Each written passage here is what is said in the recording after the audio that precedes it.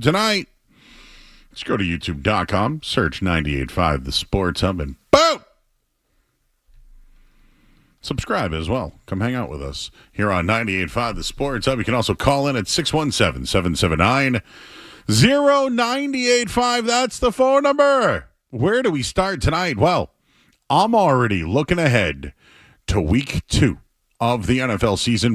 There's still some things we can get in on the Raiders game.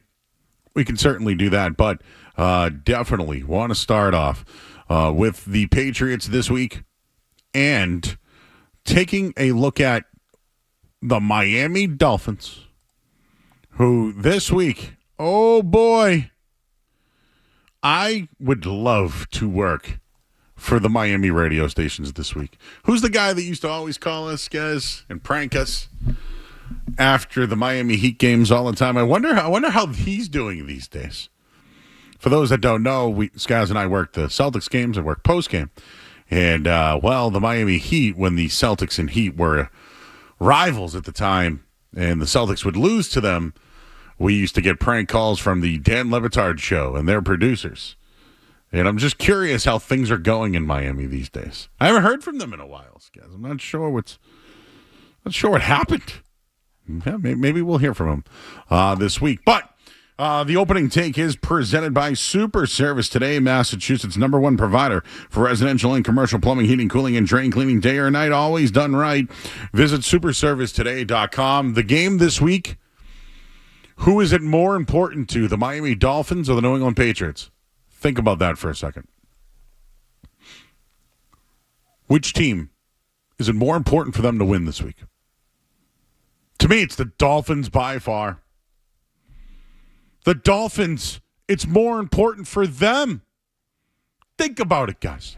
Think about the Miami Dolphins and their offensive coach and Tua Tagovailoa and Tyreek Hill and Jaylen Waddle and all the money that they've spent in free agency and the draft picks that they've had to be a team that would make the playoffs and then just lose in cold weather situations. Or if Tua gets hurt, their season's essentially over. That's what's at stake for the Miami Dolphins on an 0-2 start. And the future of the head coach is real in Miami. It is real. Tyreek Hill's becoming a problem once again. He had issues all offseason long, sometimes called out, talked about retirement or being traded, and then this week has more allegations. Great. But they need him. They need him. Tua Tagovailoa needs him. And let's also be honest here as well. In my opinion, Tua Tagovailoa is the most valuable player to his team in the league. When he goes down, they're done. That's not a hot take. I think that's actually fact. Tua Tagovailoa, most valuable to his team. Now, when it comes to Miami, last week they lost 33-8. It was horrible. Tua had 3 turnovers, 2 interceptions, a fumble. Like, this is a guy who really doesn't really turn the ball over whatsoever. They have offensive line issues like you wouldn't believe. Go figure. The Dolphins still have issues on the offensive line when they could have handled it in the draft this year, but they decided not to. Speaking of the draft, they have drafted well. And I know that their general manager's on the hot seat as well. But just think of some of these names that they've drafted. Tua Tagovailoa, right? The Jalen Phillips, great defensive player. Jaylen Waddle, one of the fastest players in the league. Devin Achane, out of the backfield, has been very good. Chop Robinson, one of their defensive ends, right? Javon Holland, very good at safety. They've drafted well. Now, there's questions on some other guys. They drafted Cam Smith. We don't know about Lindahl yet. Kenneth Williams is another guy, a big defensive tackle that they drafted. We'll see. But they've invested in the defensive line. They've invested in skilled positions. Yet here they are now, still a disappointing team. Still a team that, when Tua is healthy, is a playoff team. Still a team that should be the second best in the AFC East. They should be a team that competes with the Buffalo Bills, but right now they're not. The problem with Miami is their ceiling. They're already there. They might already be there. They didn't make changes this offseason. Maybe they should have. In the 0-1 start, I wonder if the players believe in Mike McDaniel. The threat level is real for the Dolphins. And there's generational trauma, without a doubt, for Dolphins fans, right? Can you blame them? They watched Zach Wilson last week play in the fourth quarter. That's not good. They were 1-point underdogs to the Colts. They lost by 25. In the NFL power rankings this week by The Athletic, they were the 32nd ranked team. I can't imagine a full rebuild there, but they're only a few months away from that. That will probably involve dismissing Mike McDaniel or Chris Greer. The panic level in Miami, huge, and right now, they're 1.5-point favorites against the Patriots this week. They are in desperate need of a rebound in week 2.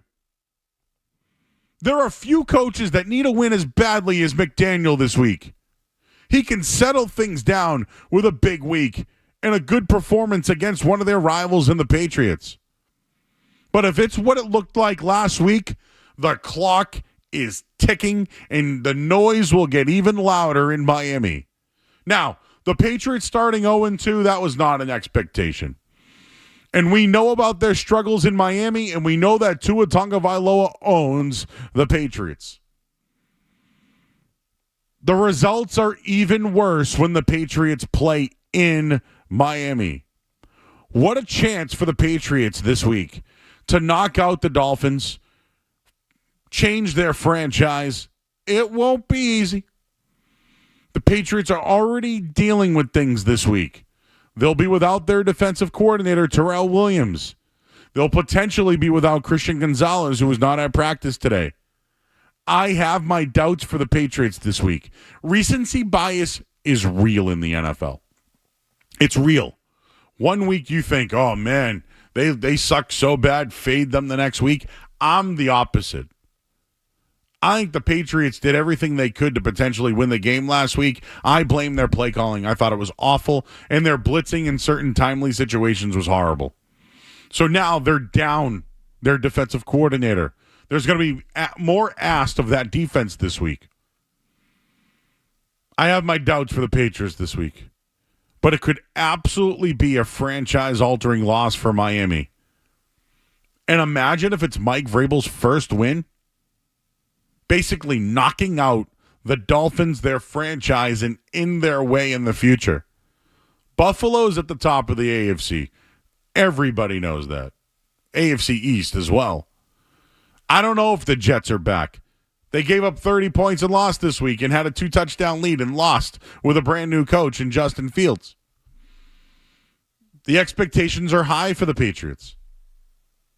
I still think the Dolphins in Miami is a problem for them. But is the new coach an awful loss and Drake May bounce back? Could that be in play?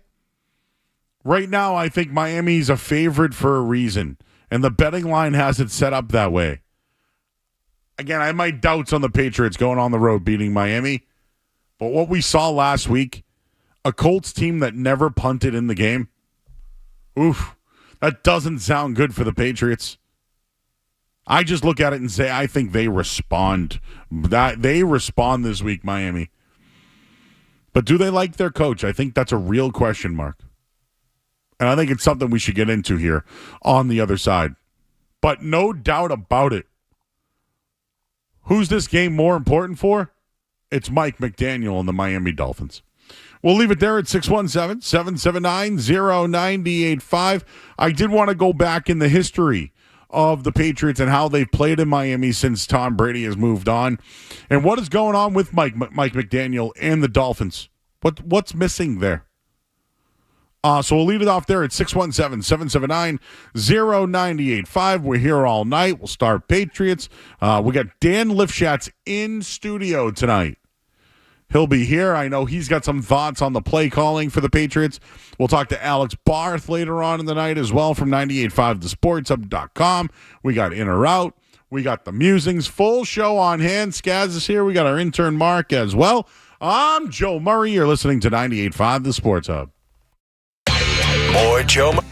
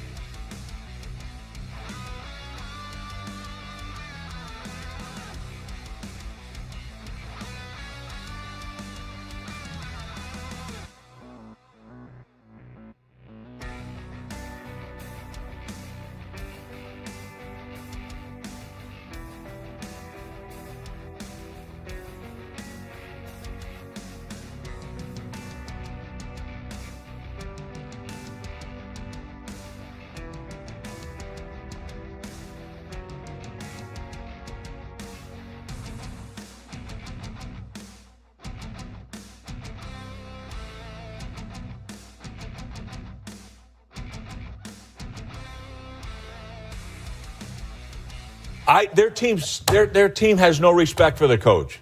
They play like that. They're like, come on, man, get us a dang guy in here. Where's the physicality of this team? What did you say? They're soft. They're soft. They're soft.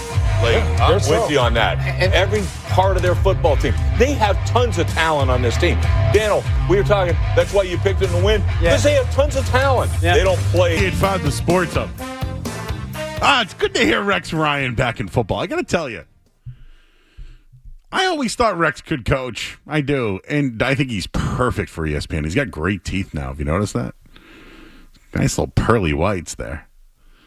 Mick Genius. Oh, I love it. I love when a defensive coach looks at another guy and just, oh, yeah. And you know who else? Maybe you remember this, Skaz, because I remember playing it. It might have been last year. No, it was 2 years ago. Remember when McDaniel was gassing up Belichick? And I couldn't tell if it was like in jest or he really felt that way, like he was the greatest defensive mind of all time. It was the way it came off was like smuggish. But I remember it was a couple of years ago. He's like, "Oh yeah, Bill, yeah, greatest defensive mind." I just didn't know how to take it, so I remember like playing it a lot. Like, "Oh, could there be like a disrespect level here?" But there is a little smugness to McDaniel, right? I mean, yes. How could anyone argue that? He's a nerd, no doubt about it. He vapes on the sideline. The worst kind of nerd, but yes. No, but you know what, though? I will say this. He is he one of the guys, or he thinks he's one of the guys? Would you want him to be the Patriots offensive coordinator next year if he's fired? Oh, yeah. Yeah. I think he'd be a pretty good coordinator, wouldn't you? I mean, I think he'd be better than McDaniels. Do you know what? Okay, being for real, I actually do think that as a coach, meaning like knowing the game, I think he knows his stuff. On offense. Yeah. I think he I think he knows how to game plan. But I think his biggest issue is, the guys that he gets, or maybe the general. I mentioned all those draft picks they had. They drafted well. My God, compared to the Patriots, they got a lot of skill guys. They have guys we don't even know about yet that they drafted this year. Like, they have a lot of A-chain they found. Holland was great. Like, Jalen Phillips, outside of an injury, has been awesome.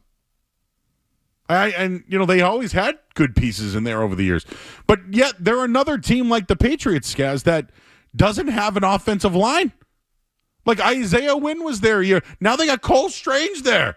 They're just taking all the Patriots' trash offensive guys.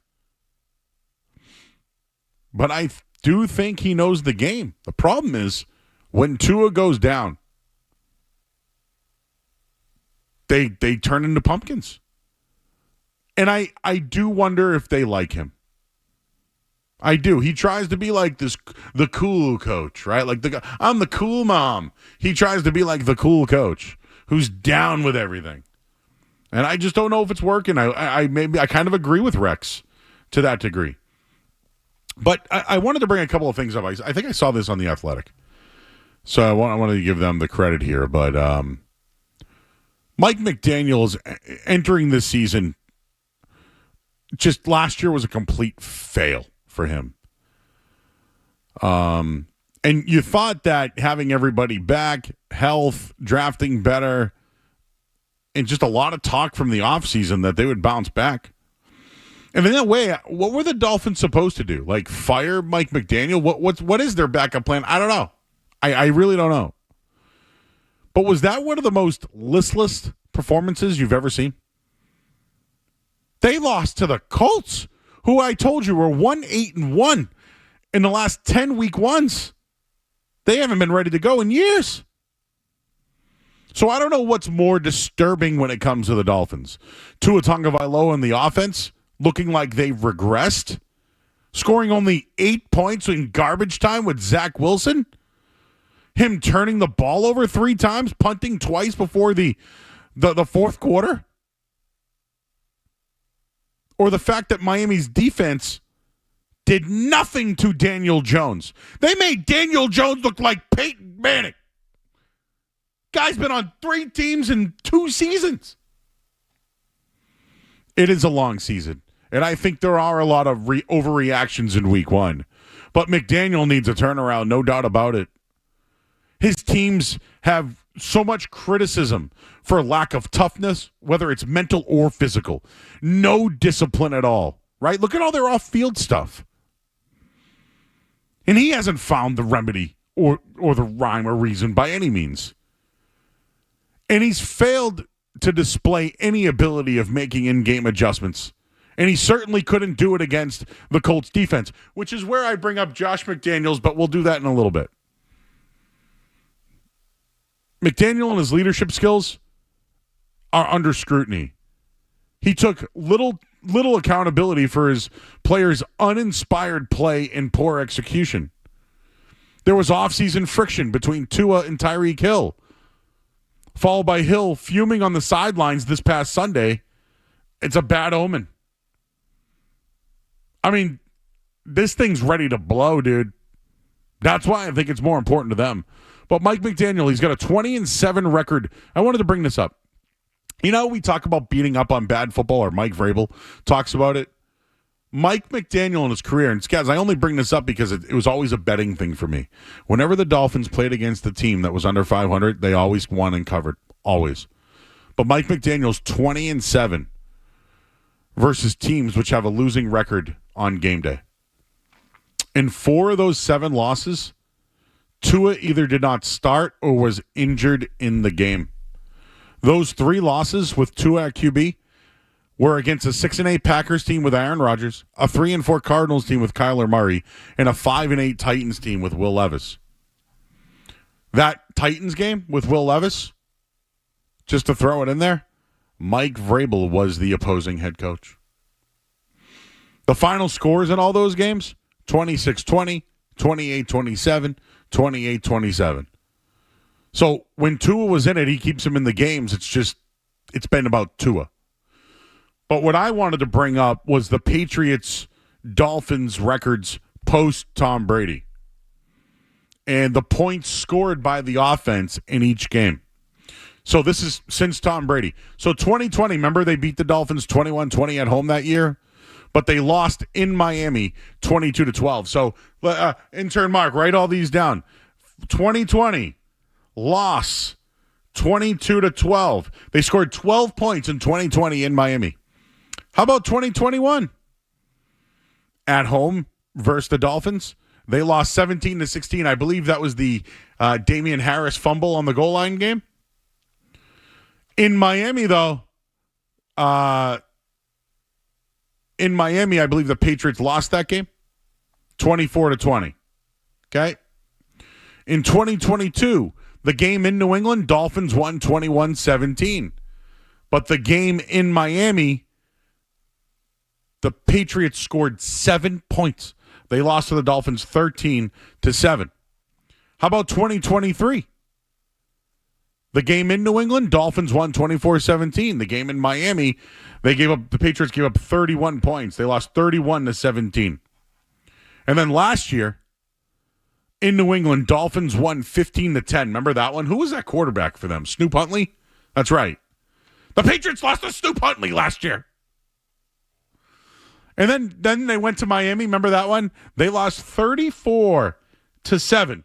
So I just want to mention that because they struggle there. But how many points have they scored in those games? Last year, they scored 7. The year before, 17. The year before that, 7. The year before that, 20. And the year before that, 12. Oh, here we go. We're going to do some Joe math right now. You ready for this? So let's add all these up. 14, 34, 46, 60, 62.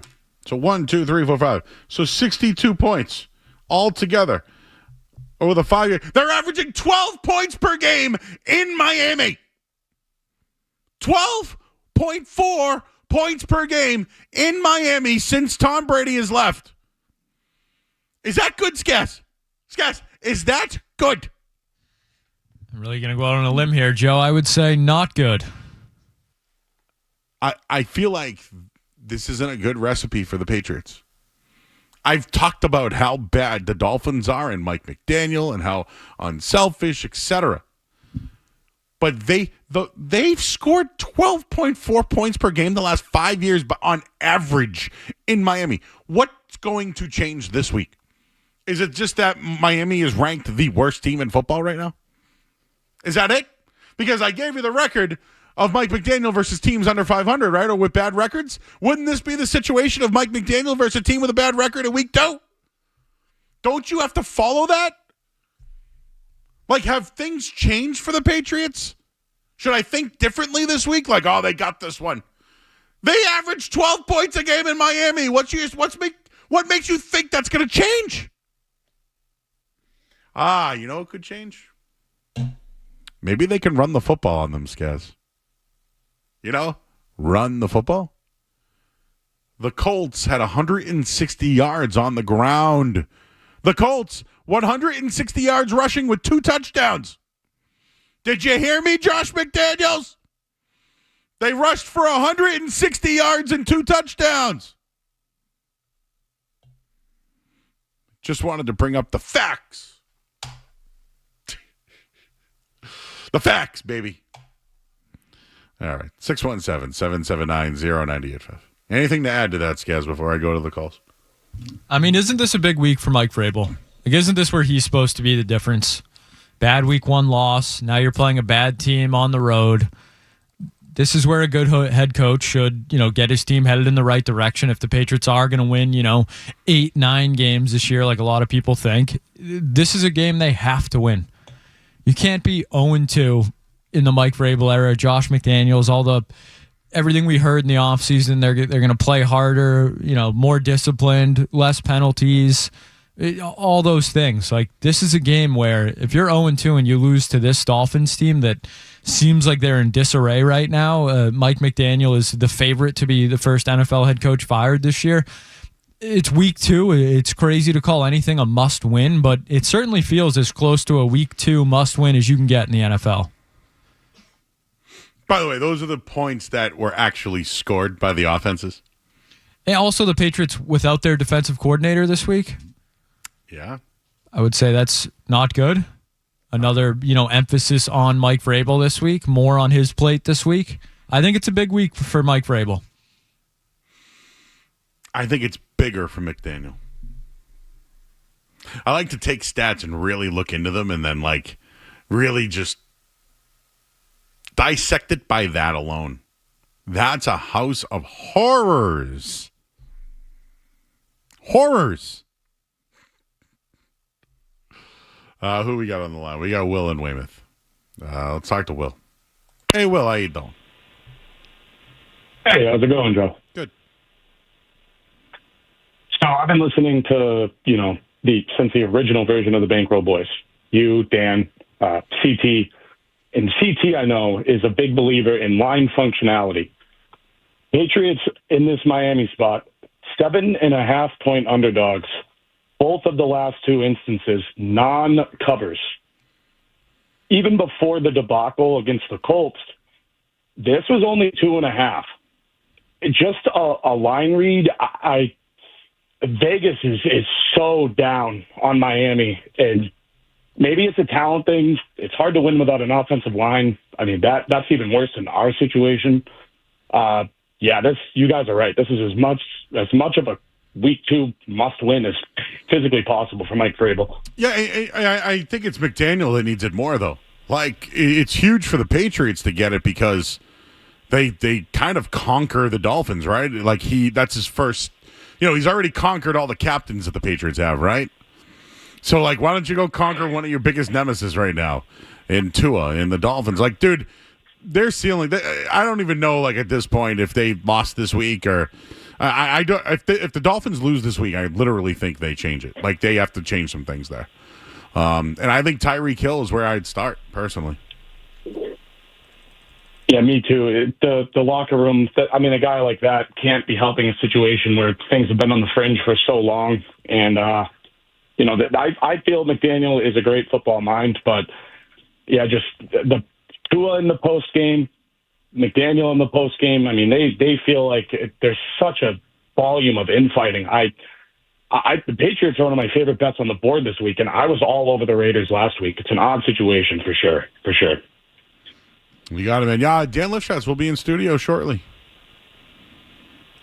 I want to thank you guys for the work that you're doing. You brought a lot of attention to something that hopefully on January 1st isn't taken away from us by that big, beautiful bill. Yeah, a lot of. I know. I'm sorry not to get into the political side of things. Woof. Woof, woof, woof. Let's see what Mark's doing. Mark's in Norwood. Hey, Mark. Hey, how you doing? Listen, you know I love you, but I don't know what 2020 Patriots in Miami has anything to do with what's going to happen now. What about 2024? I give you a 5-year sample. How you're not going? All right, 20. So 5 years isn't good enough for you? It's just not good enough. No, it's a whole different team, Joe. Okay. Joe, there's no players, 0 players on that team that are on this team, and there's a 50% roster changeover from last year. So I agree with you. It's a tough place to win, but I don't think 2020's got anything to do with it. So the fact that their offense hasn't scored more than, or only has scored less than 25 points every time means nothing. Completely different argument. So you might say this offense, as presently constituted, won't score a lot down there, and you're probably right based on this offense. But it doesn't relate to 2020, 2021, or 22. Well, there's no players, so I guess McDaniels was here part of the time. Hey, Mark. But for the most part, Mark, how many points did the Patriots score last week? Joe, I watch all the games. Can you answer the damn question? What did they score? I don't know. I left when it was. So do you know how many points they scored? The Patriots? Yeah. They scored 13 points? Yes. Okay. It was terrible. Yeah, that's the number that they've scored in Miami is lower than that.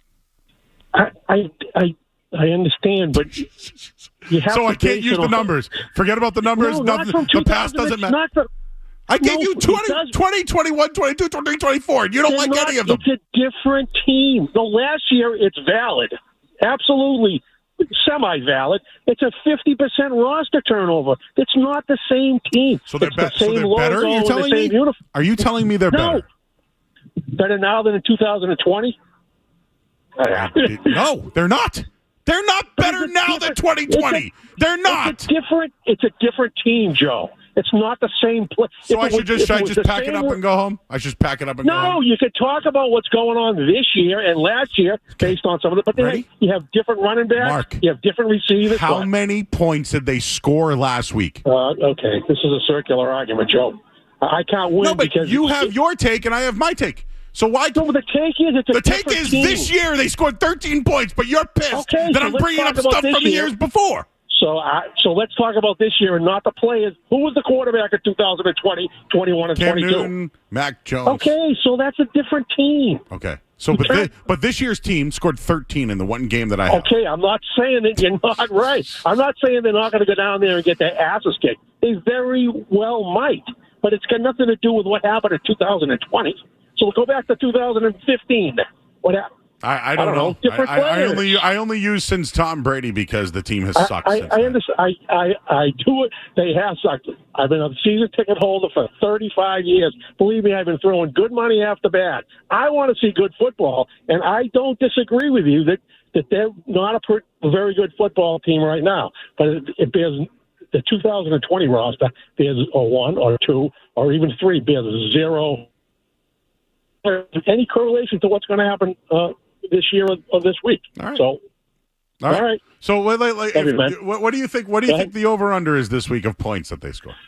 It's got to be pretty. I can't even imagine. I don't know. It's early in the season. These teams are schizophrenic. So you don't have a take. An over/under? Yes. 43. Yes. Sorry, Skaz. I use historical data to make informed decisions. I apologize. And, for that, I apologize for everybody. Because the team's different this year. They got a new coach, new quarterback. So anything that's happened to the team the last 5 years, I won't consider anymore. Just pack it up. They're going to go to Miami, and they're going to kick their ass. Should I mention that the last time a Patriots quarterback scored 30 points, it was Bailey Zappi, or should I just save that for another day? With who as his offensive coordinator? Matt Patricia. So you know what the best thing you said last night, Skaz, was? Do the Patriots fans or the Crafts know that there are other offensive coordinators besides Bill O'Brien and Josh McDaniels? It's just a question. I don't think I like how Mark calls in, and he said that we were talking in circles because we were. But he didn't have a point or a take other than that he didn't so your stats. The thing is that I asked him how many points did they score? 13. So I won't use the 5 years before. What about last week? Can we use that? That's what I was trying to do. 13. Is that relevant? Well, it means that they have trouble scoring, Skaz. I would agree with that. 13, I would say, is low. Like the 12.4 points per game that they've averaged the last 5 years on offense. Also low. In Miami, which is where are they playing this week? I believe that would be Miami. I'm fine if you don't like the data, but have a take. Have something other than I don't like the data. Facts. Data, facts. Is it data or is it fact? Joe, could both things be true? It's above my pay grade right there. No, I like pushback. Don't get me wrong. Please, yes. Is this year a different team? Yes. They turned the roster over 51.5%. So, in his defense, he is right. I also will push back that the 2020 team was better than this year's team. I'll push back that the 21 team was better than this year, too. Was Tom Brady not the quarterback in 2020? He was not. Cam Newton was. Cam Newton over Drake May? At that point in his career? Yes. People are going to disagree. It's just why I asked. Just asking the question. The Joe Murray research team works hard, everybody. I might, embellish the the facts of it all. But the data's right. By the way, Brady's gone, right? He's gone. He's out the door. Why can't we compare the teams without Brady? Because one of the offensive coordinators of those years is still here now, to this day. The other one's at Boston College, and the other one's a defensive coordinator at BC, and the other one's with the Rams. Ohio State, excuse me. Why can't we compare? Why can't we do that? They don't score points. The Patriots don't score points. How do you beat the Miami Dolphins? How did the Colts beat the Dolphins, Skaz? I think they scored 35-plus points. Over 30 points! They didn't need to, but it was good to see. Danny Dimes lighting them up. I would say it's not a good thing if Daniel Jones in that Colts offense, and Jonathan Taylor didn't have a great game by any means. I think he had 75 rushing yards. If you can't score some points on that defense, I think that's a cause for concern. Call me crazy. Someone called me a sensitive baby. Well, Joe, It's also a Boston College guy. Well, there you go. It's defending the wall. I actually kind of like what Bill O'Brien's doing there, even though they lost. Did you see that in overtime? Was it double overtime? Larnigan looks pretty good.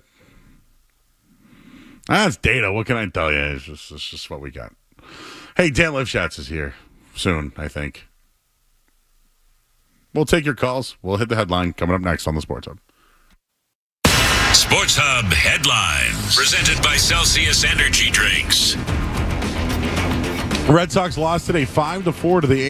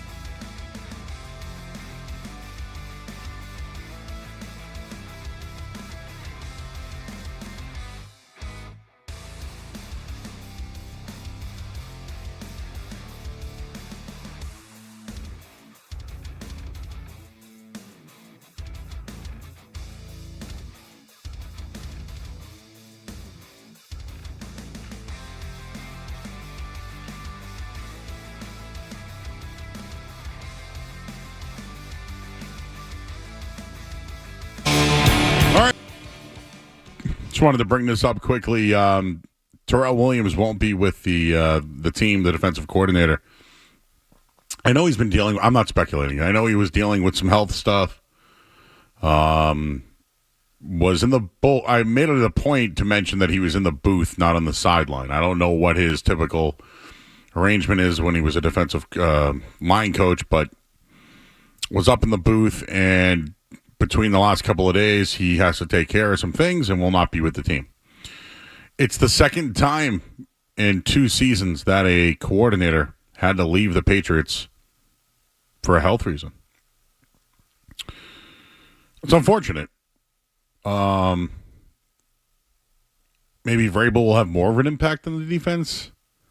I know that Zach, I can't remember his last name right now, but he's been helping out and has been doing a lot of the calls during the offseason.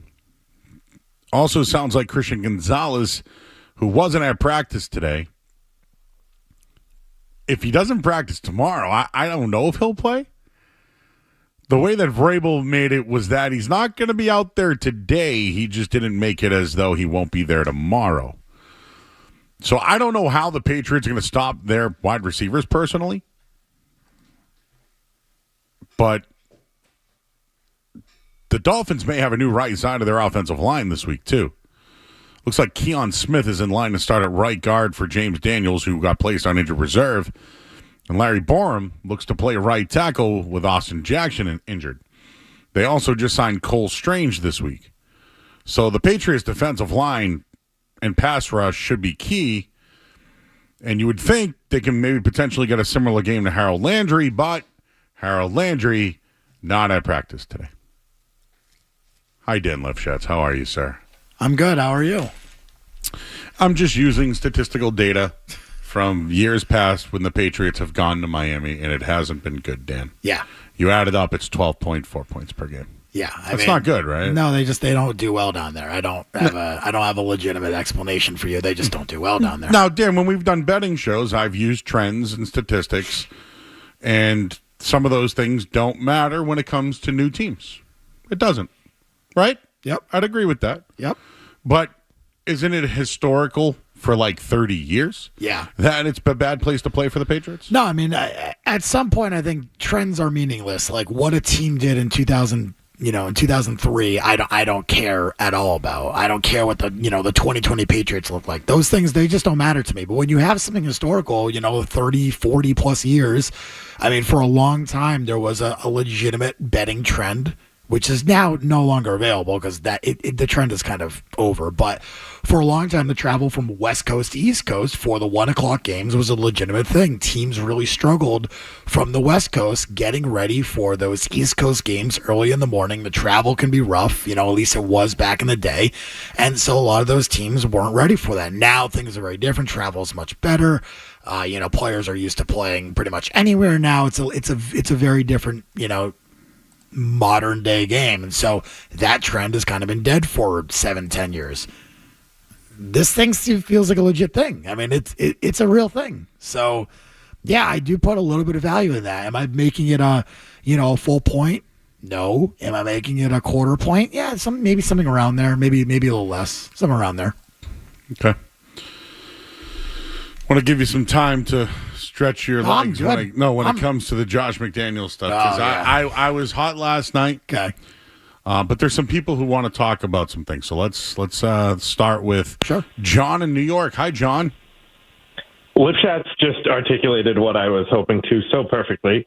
So instead of just repeating him, I'll ask him a question. Lifshatz, on Twitter, you previously said that you liked the Bears on the over 8.5 for the year. I'm curious if you still feel that way after what we saw in week 1. Yeah, so no. I mean, I certainly don't feel great about it seeing what I saw. I mean, I was here finishing up one of the live episodes that we did for the podcast and watched Caleb Williams' first drive here. And he was, I think, in my opinion, flawless. I thought it was his best drive I think I've ever seen him have as a pro. I'm sure there were some better ones, but in recent memory, I think it's the best drive I've ever seen him have as a pro. I turned the game on my phone in the car, and I thought it went okay. He was okay in the rest of the first half, missed some throws, obviously. The second half adjustments by Brian Flores, he just looks like a mess. Like, I thought Ben Johnson would have this kid kind of ready to go, maybe play I think he did have him ready. Well, definitely had him ready to go, and the scripted plays look great, right? It's the minute that he goes off script, which is, by the way, the same feeling I have with Josh as a coordinator. The scripted plays are okay. It's when you go off script that he struggles, and we saw that a lot in USC as well, even a little bit in Oklahoma, but not nearly as much.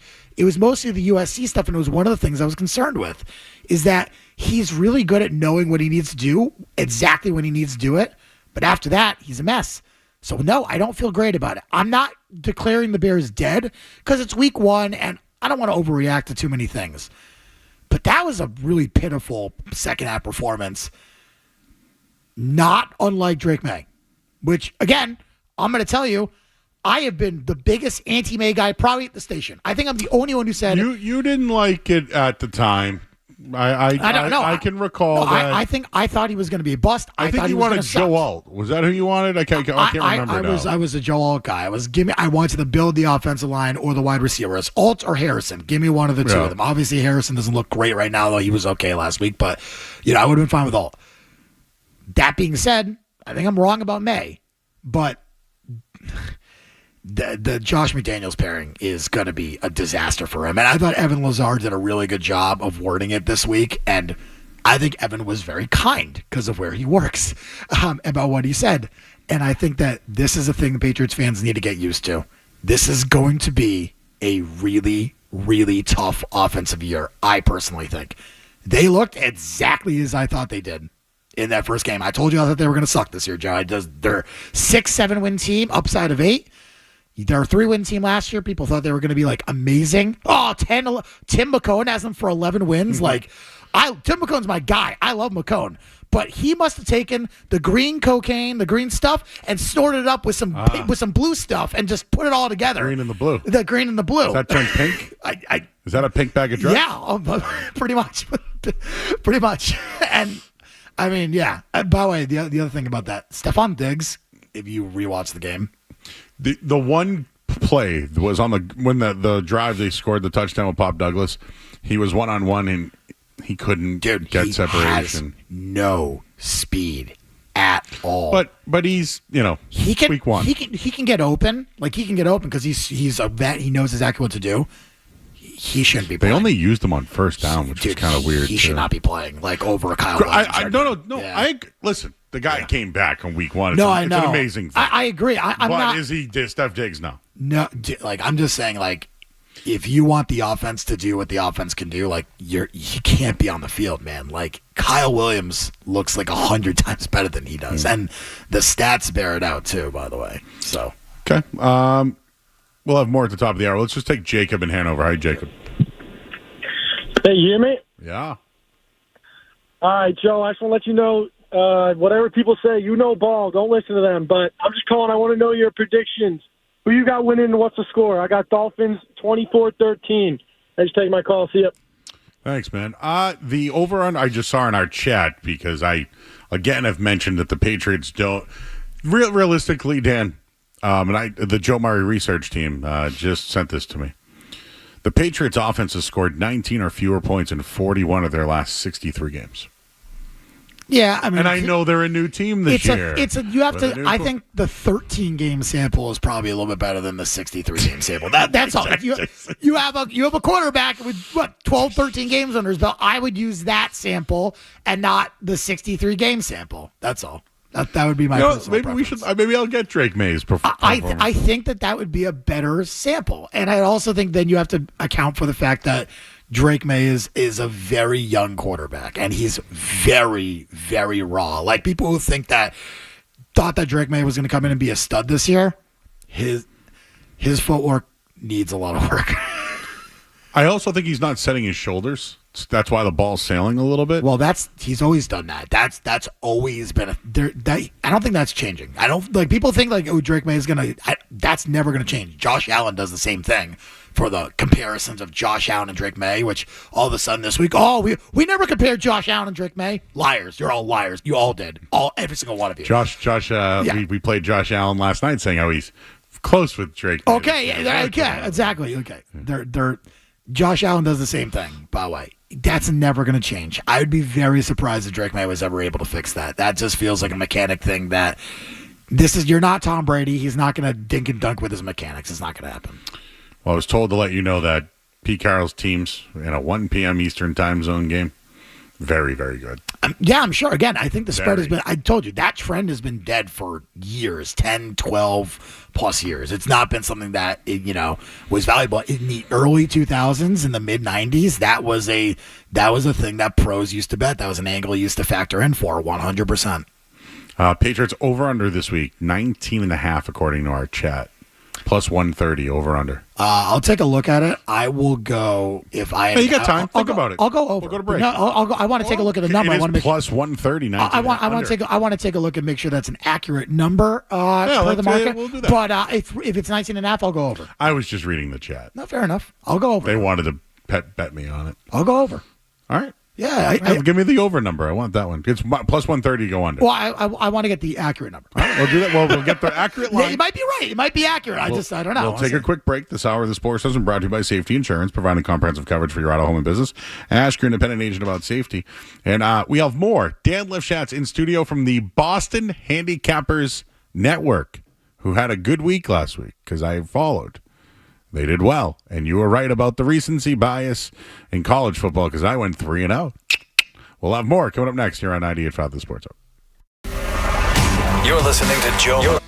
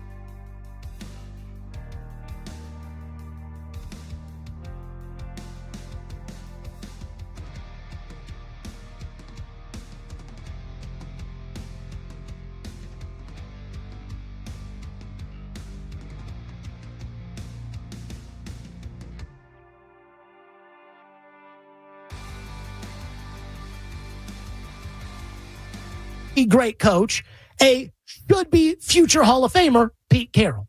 I thought Mike Vrabel was so good. I thought it was the Titans that were holding Vrabel back. I thought the Titans were the ones who were morons for getting rid of Mike Vrabel because he's such a good coach. The great Mike Vrabel. And yet he lost to the Raiders. And now in Boston, there are questions about Vrabel trusting his offensive coordinator, Josh McDaniels, whom he didn't hire. There's talk about whether or not Drake May is progressing or whether or not they're putting too much on his plate and they don't know what to do and how to manage a young quarterback. It's one game. And unlike the guy who replaced Vrabel, Mike Vrabel did not make a total fool out of himself on Sunday. But I told you so.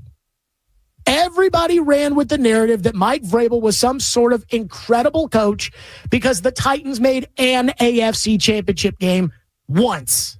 Jeff Fisher couldn't coach for and he made 2. All right, back here on 98.5 The Sports. That's Jared Stillman. He's a Tennessee radio guy. Yeah. He's not a Vrabel guy. He's not. I've listened to him a few times about the Vrabel now. The reason why I played that, though, was because of he did call out the play caller. I'd really like for New England to wake the F up at this point. Can I give you something Skaz said, and then I'll let you roll? Absolutely. Skaz goes yesterday, he goes, do Patriots fans and the Crafts know that there are more than just 2 offensive coordinators in the world? No, they don't. I mean, it's... think about it. Bill O'Brien and Josh McDaniels is literally guys the Crafts want in place. So, again, people ask me, if Mike Vrabel didn't hire him, who did? Well, the Crafts did. Well, why? Well, because Mike Vrabel got the defense and the team and the roster. And the owner has always had his hand in the pot. People don't understand that around here. The owner has always been involved in these situations. Whether you want to believe it with the great Bill Belichick or not, it doesn't matter.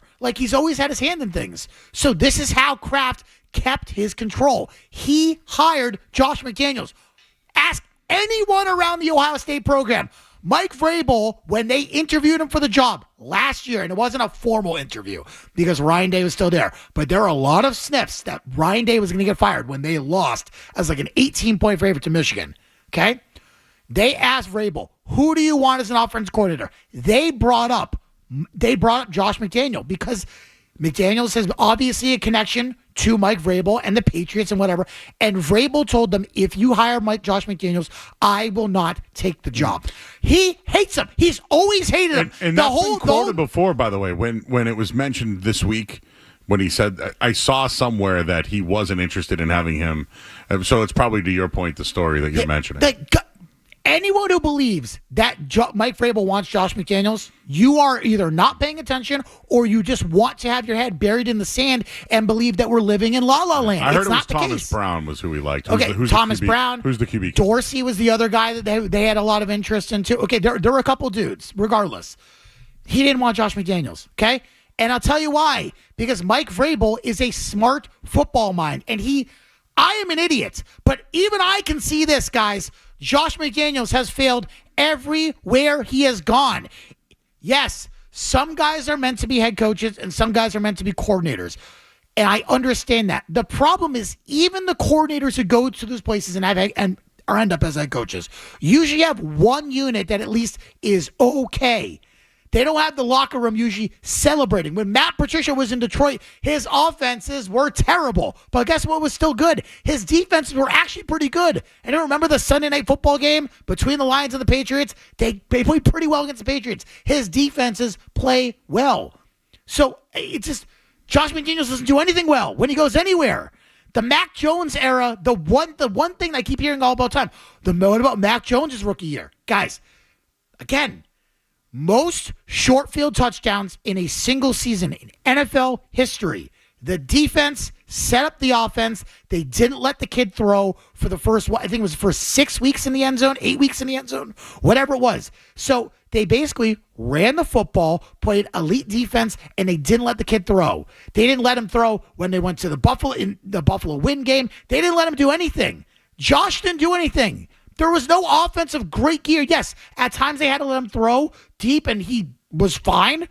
That wasn't a Josh system. Everyone knows what Josh is going to do. It's third down. Up, halfback draw. Run up the middle. Run up the middle. Up. It's a swing pass outside to the running like, back. It's not exactly a complicated offense outside of the actual complexion in the offense. Like, where you're supposed to go X's and O's. That stuff is all complicated. But knowing what they're going to run is not. Yeah. It's the Raiders played cover 2 and cover 3 almost the entire game. Because they blitzed a couple of times. Because they know what's going to happen. And there was no downfield They're throws. not throwing deep. There's no downfield threat because they're not going to throw deep because that's not what McDaniels likes to do. He wants to dink Did and you dunk notice you to death. everything to the left, too? Yes. Everything was to And play down the sideline. Hunter Henry was a right. They threw to Booty down the middle of the field. It worked. Everything else was left. And all the misses were where? To the right. It's always to the right because everything comfortable for a right-handed quarterback is usually to the left. It's just a natural throwing motion. And Mac Jones' problem was he didn't have the arm strength to go left, and that's why he got picked 6. And that's why he got picked 6 all the time. That's not a problem with this kid.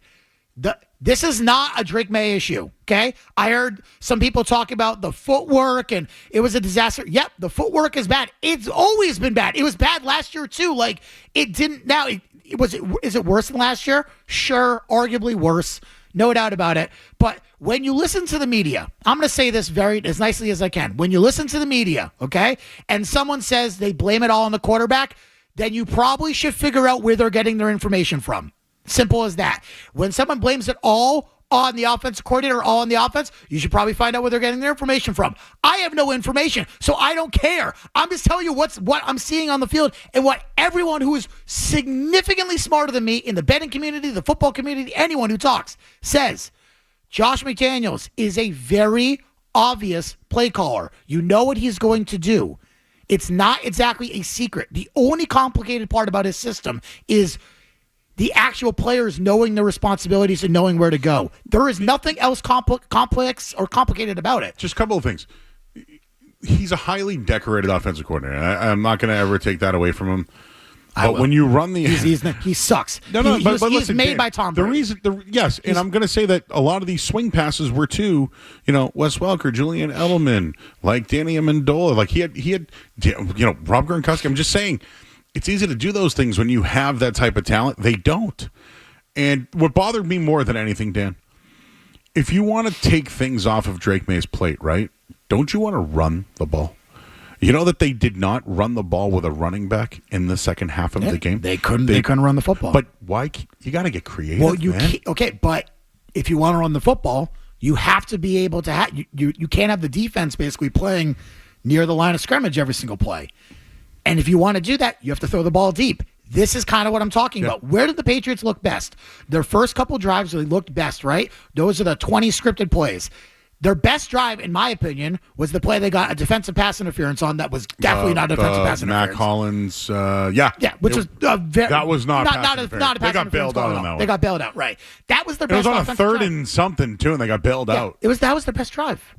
That was their best offensive drive. Do you guys not see the problem here? They're not running the football because they can't throw it deep. They're not throwing the football because they're either not trusting Drake May or it doesn't fit into what Josh McDaniels wants to do. And again, second half for Drake May, Joe. Minus 0.24 EPA per play. I was going to say, bring these up. Okay. We talked about this. Minus 0.24 EPA per play. Just to give you an idea, minus 2 EPA per play is you're the worst in the league. You absolutely suck. You were brutally bad, okay? And they had a 40% success rate. That's one of the worst in the league as well. However, expected completion percentage was less than 1% higher than the actual. So everyone is crying about Drake May's accuracy. What does that mean? They're not scheming guys open. They're not getting anyone downfield. They're throwing short. Why? Because of the play calling. That stat is a direct correlation to the play calling. His expected completion percentage isn't anywhere different because they're all throwing within 3 to 5 yards.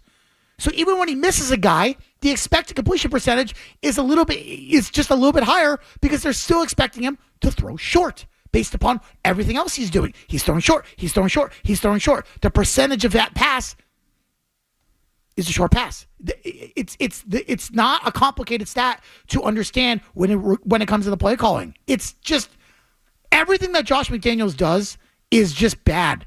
And there are a few people in the media who just love to defend him. And I know why, but the reality is that at this point, if you don't see the problem, okay, he went to Vegas, it didn't work.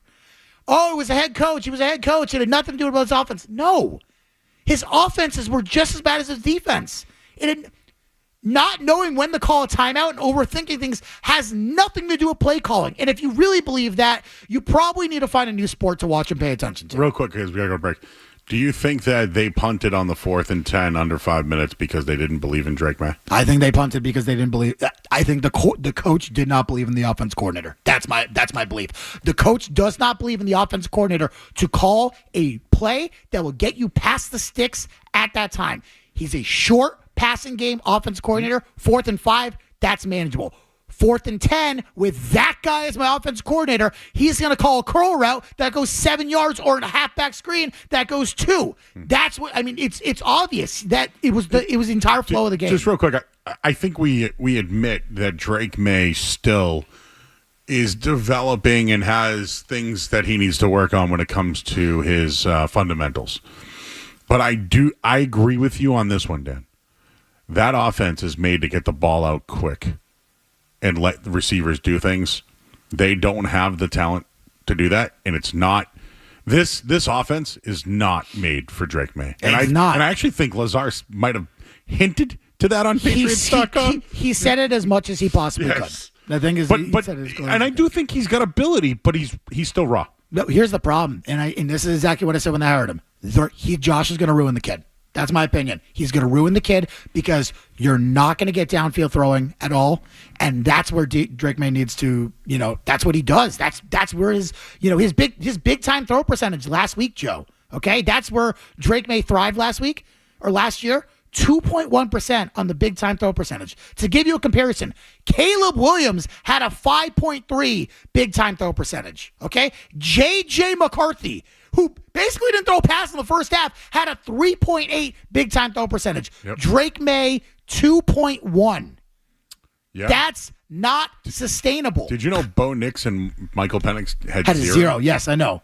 Well, again, the Bo Nix won. Bo Nix was terrible in that game. Quite frankly, I'm a Bo Nix guy. They could have went to overtime. That's the worst I've ever seen him play. Oh, he was since bad. His Auburn. He was real bad. He was bad. The Penix one makes no.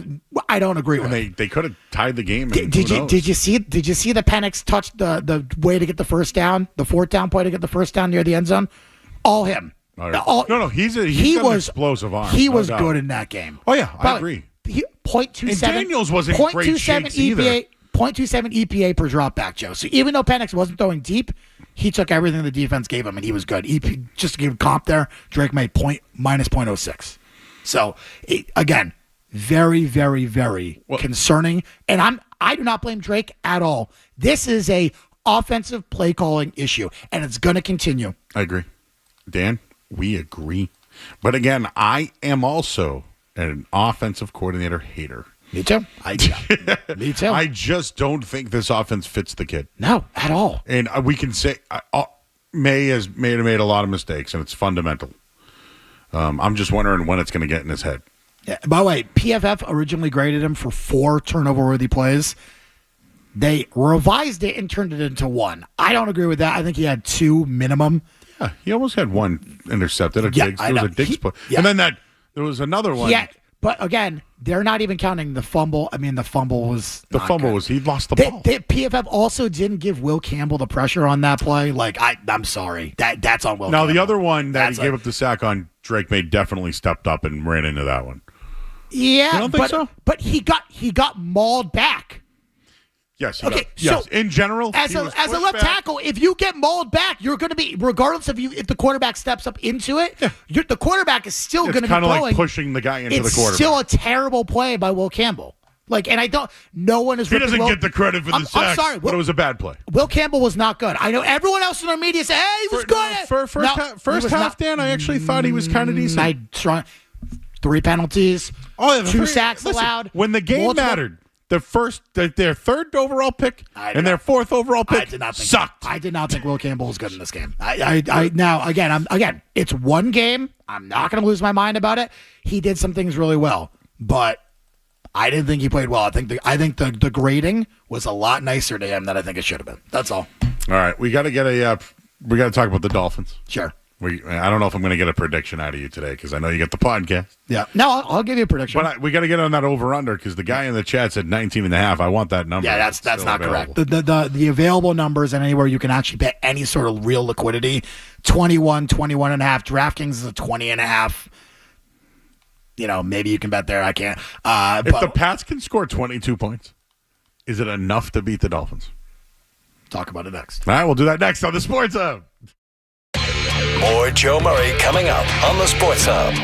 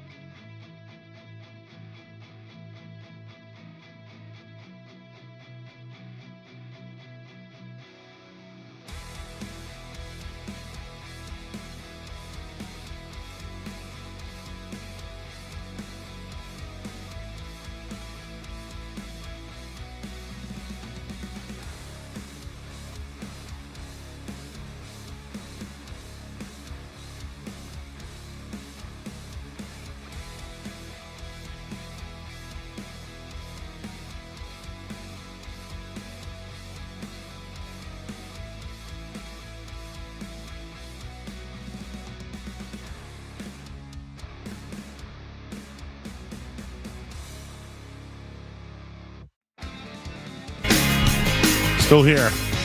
Burning the midnight oil. He's a grinder, dude. Oh, my God. He's our video guy. Respect it. You go on YouTube, he's the guy. I respect it. He's a grinder. He did the off-air show tonight, too, with Big Jim and Felger, which is always, all the guys who have jobs in publication listen, and then they write articles and get paid for that. Ah, I see. See how that Can you works. believe that, though? That's... How can we get that job? I listened to Felger and Maz today, and this is what was said. Great gig. Great gig.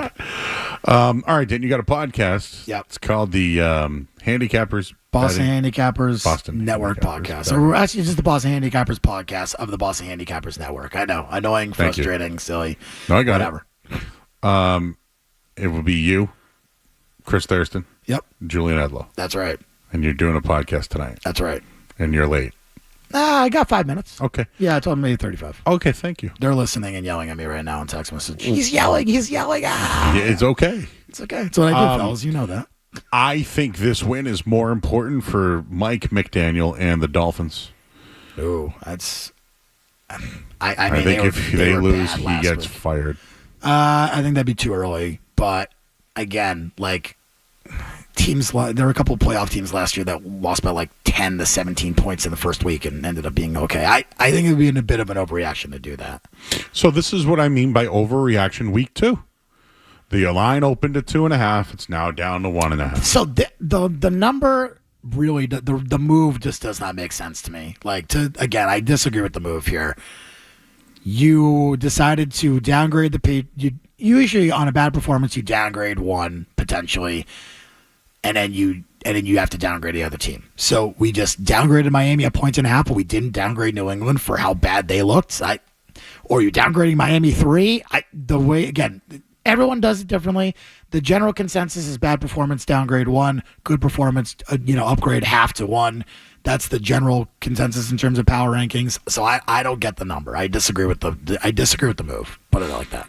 I think that the Dolphins O-line sucks. Awful. They were okay last week. It wasn't the. It was 2 had 3 turnovers. It's hard to come back when you're line. down like that. Not the offensive line. I thought the quarterback sucked mostly last week. Okay. What's going on with Tua then? Because I think he's the most valuable player to his team. I've never liked Tua. I always think Tua kind of sucks. You know that. Yeah, but he is. Remember the MVP Tua stuff, and I laughed at it, and I was like, "That's the dumbest thing I've ever heard in my life." I remember doing a segment called "What's Tuaing?" Yeah, because it was just so ridiculous. People thought he was the MVP. Here's my concern. So Tua is very much a 2-read quarterback, always has been. He's a 1-read guy, 2nd-read guy. If neither of them are there, he panics. The problem is the Patriots secondary was so bad last week. I'm not sure they can take away the 2 reads. I don't think it matters because I don't think they have a guy who can cover Tyreek Hill. And I think Jalen Waddle is a very difficult cover as well. And I thought Carlton Davis was booty last week. I think that's putting it generally. Well, nicely. the play that he on a 3rd and 20. I think in general. In a way, it's weird though. But I thought that in my head, I'm like, why would you do that? Yeah. But was he didn't have faith in the offense trying to make a play? That's what I was thinking about, a trickle down effect. I don't know. And by the way, Jalen Hawkins was rated one of the worst safeties by PFF. He got burnt on the first play, no doubt. By the way, there was a throw that Geno missed that I think he threw it over the middle to Myers, whatever. Instead, if he had looked deep, he had Trey Tucker again beating Hawkins. He's fast. Again. I think the secondary, because I feel very confident in saying that Christian Gonzalez is not going to play. He hasn't practiced in 7-8 weeks, and it's been 40-something days. He has 2 days to get ready for the game, or 3 days to get ready for the game. That feels very, very a very quick turnaround. If he plays, I mean, good for him. I would respect that. I think it's probably unlikely if I was doing it right now. And if that's the case, I think the secondary is in for again a world of hurt. You let Vegas just torch you. Not that I think Tua is good. I think Geno is, significantly better than Tua. But the offensive weapons, outside of Brock Bowers, are significantly better for Miami. And, yeah, I think no one's talking about Devon Achane as well. I think Achane is a legitimately good running back, explosive running back. I am very concerned about this game for the Patriots. And it's a very important game for, I think, both teams, to be honest with you. Oh, I'm on the Dolphins. I am too. I'm using the history in Miami. The one thing that Drake May said today is our goal this week is to start fast. And I hate that idea in Miami. Yeah, Miami? I hate that idea for Josh McDaniels. We just talked about. He's a good guy. I think he's pretty decent the first 10 to 15 plays. It's after that when the plays aren't scripted that he's easy to read, he's easy to predict. And that's my concern. So when they're talking about you know what that means they're working on, Joe? That means they're working on the scripted plays and they're making sure that they have those, those plays all set, ready to go, and they're working on those plays extensively. And that should concern you because you're setting up for another bad second half of Josh McDaniels, second and 8, halfback draw right up the middle, 3rd and 8, halfback draw right up the middle, screen pass, dink and dunk, easy to read offense, and everyone knows what's coming. That's my concern. So I don't like those comments at all. I want Drake May to throw it deep, especially on the secondary. That sucks, but I have zero faith in that. None. Any final Lifshatz thoughts? Anything. Anything. Patriots, NFL, college. If you're expecting the Patriots to turn this around, you're in. It's going to be a long season. This is who they are. You're not. It's going to get better, but it's not going to be like they're not going to be a 10-win team this year. They're just not. That was a fabrication in your mind that got pushed by the media all over the place. That they're not that team. That's just not a thing. And Drake May can be exciting. I hope that he turns out pretty well. I would be worried and watch his development with Josh McDaniels as the guy calling his plays. I would be very concerned about that. How about Georgia on the road at Tennessee? You have to listen to the podcast. Oh! I'll give you. How about this? I'll say this though. I'm not. This is a week where I think the bait line is Tennessee. I'll say this because we're not going to talk about this game tonight. At least I don't think, but we will. I bet BC this week. I think the number at 12.5, 13, I think it is still short. Stanford is really bad, and Goodbranson cannot throw. The system they put him in, he was okay at Oregon State. They just set him up really poorly this year. They can play like they looked last week. BC will win by 20. Yeah. 17. 17. 17. I know. No, higher. 20? Okay. Higher. We'll go 20. Yeah, I think they'll absolutely destroy them. I think Stanford is in for a really, really long They are in Frank Reich. I don't know what the hell he's doing there. He's the interim coach. Nice favorite Andrew Luck, but I did watch them against Hawaii, but they also they couldn't do anything but run the ball. Hawaii's bad too. Yeah, they won last week. Yeah, they won. Where? Hawaii last week against Arizona? No, they got smoked by Arizona, but they beat. Oh no, you're right. That was 2 weeks ago. You're right. I keep forgetting that. No, yeah, they beat Sam Houston. That's right. Yeah, they got Sam Houston is very bad Sam this Houston year. also very bad. Ooh, what happened to that? They used to have a good little offense. UCLA might be really bad. I bet Imalava. Speaking of Tennessee, huh? Bad. All right, I got to run. Bye. He's Dan Lifshatz, everybody, from the Boston Handicappers podcast on the Boston Handicappers Network. We'll take a quick break. I'm Joe Murray on 98.5 The Sports Hub. Sports Hub headlines presented by Celsius.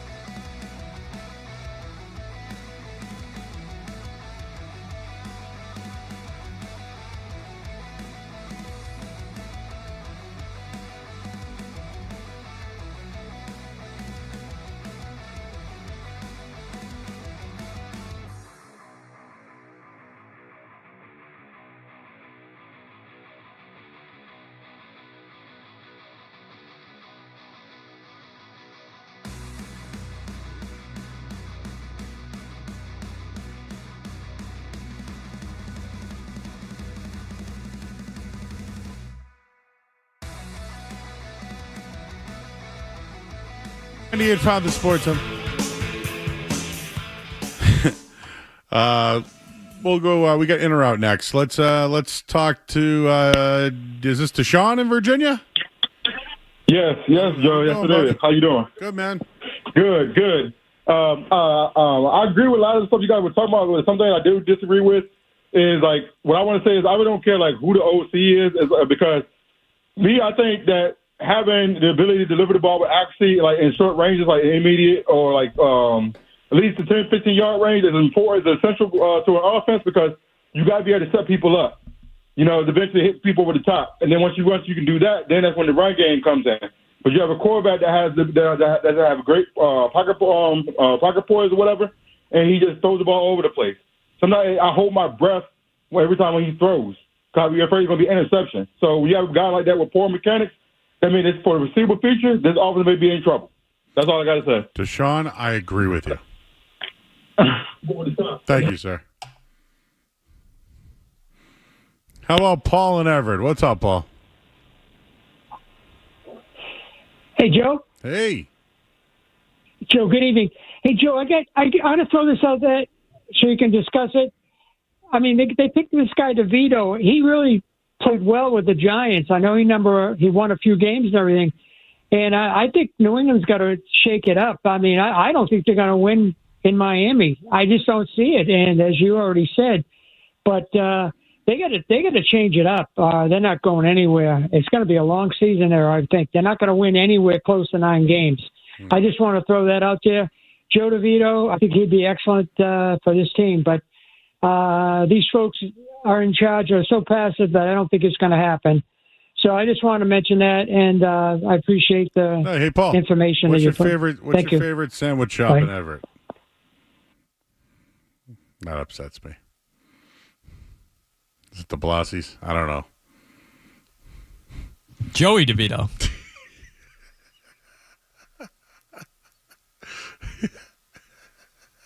It's Danny's cousin.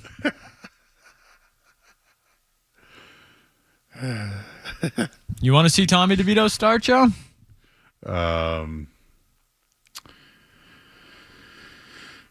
do like cutlets. His record as a starter, 3-5. It's better than his career record, 4-8. It's better than Drake Mays. He's got more wins and a higher win percentage. I would still go with Drake May. Now, if Drake May goes down,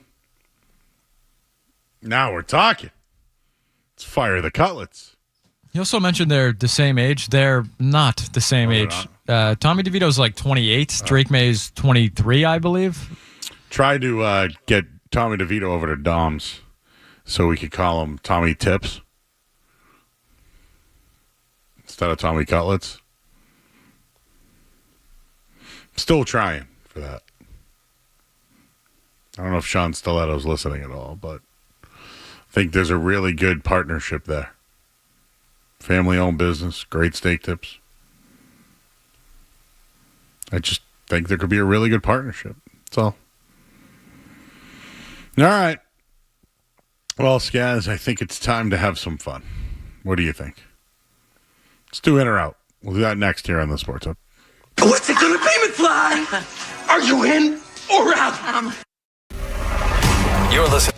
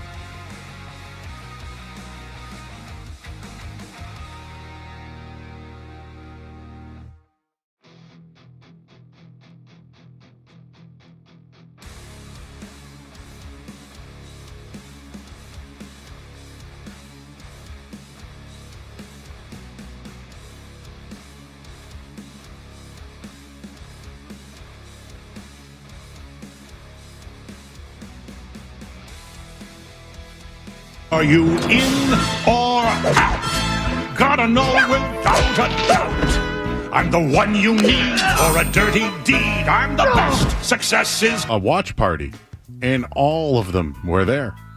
And everybody was taking photos with them. Would you take a photo with them? I mean, love you mean it, but I think I'm all right on the photo. Me too. Yeah. Appreciate the fandom. I support you. Of course. Just no photo. Joe, a new documentary is coming to Netflix on October 21st. Who Killed the Montreal Expos? Features interviews with Hall of Famers Pedro Martinez, Vladimir Guerrero, Larry Walker, along with beloved manager Felipe Alou.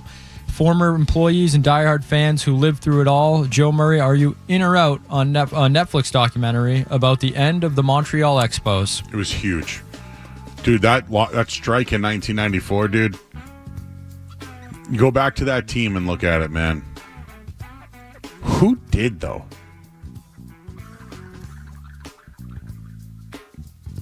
Now I'm fascinated by it.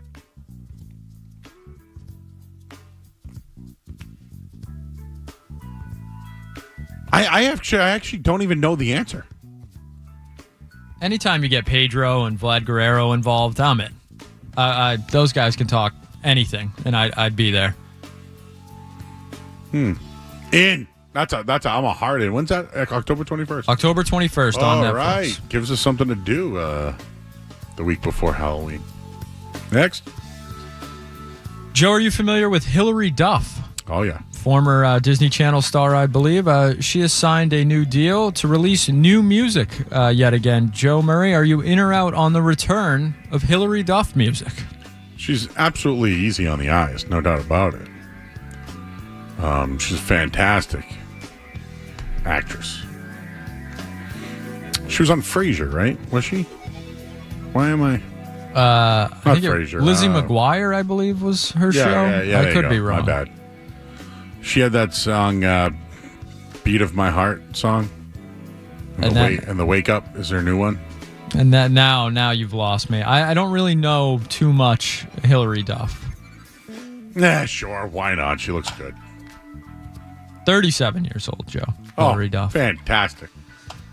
All right, Joe, we'll head back to the NBA for this one. Some are calling this the Peyton Pritchard rule, but the NBA has now changed end-of-quarter heaves and long field goal attempts. They will no longer count. This was something that was rumored to be proposed. Now it is official. They will no longer count against players' field goal percentages and shooting percentages. They will count only against the team now, if taken at the end of the quarter. Joe Murray, are you in or out? Fine. It doesn't bother me. In, I guess. Do you care? No, I don't care. You should be shooting them regardless if it affects your shooting percentage or not. I remember in the NBA Finals, the Mavericks, at the end of one of the quarters, didn't toss a shot up, because of who knows why, but they didn't when it was like an 8-point game or something, and it's such a bad look. But what about the gamblers? Well, there you go. This should be good. Remember the game against the Blazers this year that I got bent out of shape about? Yes, you certainly did. Was that our guy? Was that Simons? Might have been, or was it Scoot? That might have been Scoot. I think he missed a free throw, Missed a couple, if I remember correctly. Yeah. It's fine. How about this? May I ask you? Please. In or out on the NHL eliminating the salary cap convention of the playoff? No more long-term IR into the playoffs is what you're telling me. Yes. I have to be in on that. This is something that I know a lot of people have been upset about over the last couple of years with Vegas and Florida. The Lightning really stand out to me. I think it was Kucherov, I believe. Now, they were good teams. Don't get me wrong. Yeah. But they manipulated it. Hey. Now, Vegas, what did they do? I believe Mark Stone was on. That's right. LTIR, I believe, for a period there. Yeah. Anybody else? Kachuk, I think. This Florida year. did it. Yeah, Kachuk. That's right. I mean, I guess you can equate LTIR to I think a championship. Mark was saying back here that just about every team that's won a championship the last 5-6 years has done it. So the Bruins didn't do it, right, when they won? That was so long ago. That was, yeah. I can't even remember. Almost 20 years ago at this point, it feels like. 2011? Yeah. Oh, my God. 15 years ago. And how many times have they gone since? 3? Twice? I don't know. It's too painful to think about, Joe. Oh, they're the most. There needs to be a documentary on how bad that one. Woof. Bruins start up in a couple of days here on the Sports Hub. Yeah, it's very true. Coming up soon, captain's practices.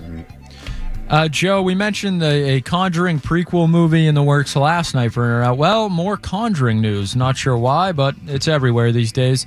Joe, the original farmhouse that The Conjuring is based upon is now up for auction. No. Are you in or out? Oh, God. Ugh. Would you live in a haunted house, Joe? No. Nope. No. No. Would you live next to a haunted house? Nope. I told you, when I live near Salem. Very close. And sometimes when I drive down Derby Street and I see the Hawthorne Hotel, it's just always dark to me. I swear it's haunted. I know a lot happened there's graves in the middle of the damn street. I don't know, man. I don't want any of that. I don't want my restaurant haunted. I don't want to eat at a haunted restaurant. I don't want to deal with anyone who's haunted because they might bring it to me. I'm out. Would I live next to a cemetery? Yes. I did have a friend who lived behind a cemetery was behind his house, but he was in the basement. And he used to tell me he had weird dreams.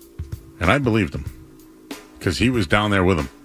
You a big dreamer, Joe? Oh, I'm a big dreamer. Really? Yeah? Oh, yeah. I don't really dream too often. Did you hear Zoe had a dream the other night about something? I missed that. He was out with somebody somewhere. You got to give me more than that. He said he was sick, but he hung out with somebody.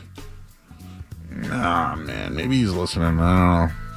If I dream, I don't remember them like the second I wake up. Don't know another thing about dreaming? I never see feet. It's not something I've ever even thought of. I'm also it's like blurry when I dream. But I don't see feet. Like they're not there, or you're never looking down? Their bottoms, like waist down, don't exist.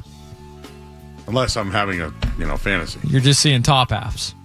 Yes. Waist up. Of blur. Okay. But it's them. Then you can tell it's them. Oh, yeah. I would like to talk about this with Street Team Joe one night. Yeah. He seems like he might have some dreams. He texted me last night. He goes, "What night can we go to Kowloon?" I go, "Any night but Saturday and not Monday through Friday." Sundays it is. And you work Sundays, so. So you pick the day, man. I know. Imagine that right now. We'll see you after football season. Yeah, that's what I said. Yeah. I go, hey, maybe around Thanksgiving I might have some time off. Oh, that'd be good. Oh. That was a weird noise. That was ghost-like, Joe. That was very good. Hey, we were talking about Slimer last night. That's true. Next. Joe, you just sent this one to me moments ago. WrestleMania in 2027 to be held in Saudi Arabia. Is that correct? It got. I don't have Snapchat, but it got posted on Snapchat. So we don't know if this is 100% confirmed yet. It's a major outlet promoted it on Snapchat. In or out? I mean, am I insensitive by saying I don't want? I mean, I go to WrestleMania. Also, like, what time would it be on? Like, is it going to be on at like 3 in the afternoon? Yeah. Like, that's tough for people in America. Well, I mean, yeah, it'd be like holding like the Super Bowl in England or something. You go? Right? I don't know. I would imagine you could. It'd probably just be very expensive. Starting to get a little upset with WWE. Like I don't have to go, but I have to pay them again to go to Vegas. By the way, do you see what the ticket prices are for John Cena's last match in Boston? I have not. No, they're up there. Bigger in New York. Wow. Yeah, let's just say this: I'd probably have to pay to get into the buildings. Guess. I mean, I know a guy, but it would cost me at the minimum $400 to get into the building. Not cheap, Joe. Not cheap.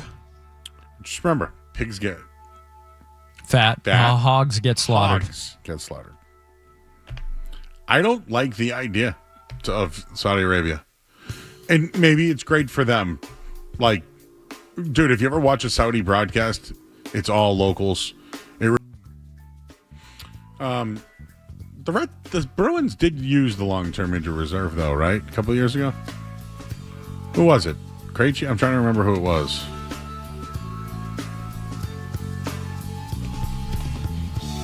No, the Bruins did use it. They used it. I mean, it didn't help them win it. The point was, the teams that have used the LTIR used it as a benefit and eventually used it to win a championship. When the Bruins used it, it was just to... did they use it with Lindholm?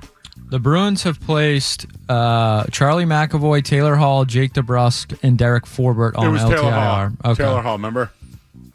They put him on, and that's how they got... then he came back for the playoffs because he had a knee injury. Remember that? It sounds right, yeah. Did it really... They lost! Yes.